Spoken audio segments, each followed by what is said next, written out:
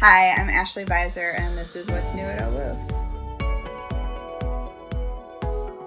I'm always surprised by how excited students get about it, even though they've never seen one. I wasn't sure what to expect because it only happens every 4 years. Everybody really wants to make this a great experience, not just for themselves, but make it a highlight in the long running line of Ohio Wesleyan mock conventions. It's dated back to 1884, which is amazing and has a little weight of the tradition of it.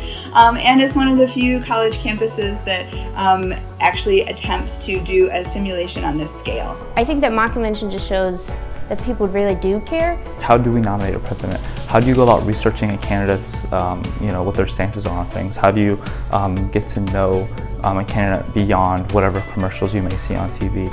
And it gives people kind of a lot of those skills of research, of critical thinking that carries obviously in realms beyond what we're doing here at mock convention. We've always had a tradition at Ohio Wesleyan of helping to prepare students to be good citizens, and this is one of those moments where they get to learn about how actual nominating conventions take place. They get to learn about the breadth of candidates and what they stand for and what some of the major differences are between them, and it gets them excited and engaged in the political process. And so that to me is sort of the most important thing, is that it makes them follow what's going on politically more than they might have, and to have a little bit more of a nuanced understanding of that. I think a lot of students are just tired, especially coming into the voting age in such a tense environment is kind of a lot. And we're not really sure, we've never known what's supposed to be normal. Politics has become such a divisive issue over the last 4 years, but I also think that that is the view outside of campus. So I think inside of campus, people kind of have politics fatigue, where they're slow to respond to a lot of this stuff because they just think, I just don't want to talk about politics. That's not something I want to do. And it's not, this isn't necessarily a debate of people trying to clash with their ideas, but it's a way for people to have fun in a way that is with your peers. I mean, I've even learned sometimes that has to be a good thing because you can't just have all or nothing.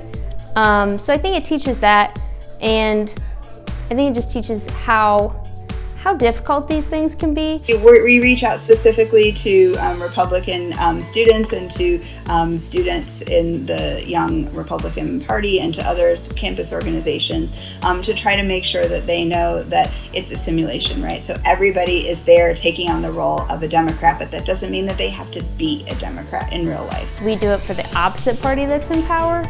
So a lot of students who maybe aren't Democrats were I can't do mock convention because it's for the Democratic Party. And I was like, no, you still can. I think it's a really special moment because it's one of those few moments when you get the whole campus together. And not just students and not just faculty, but the provost and his whole staff will be there. The president and, will be there. But then you also have, the representatives from the advancement office come. And they always have great, costumes. So they had these huge stovepipe hats and beards because they were from the great state of Illinois last time. And it's not often that we all get to interact with both students and faculty and staff in that way, and so it's a pretty special tradition.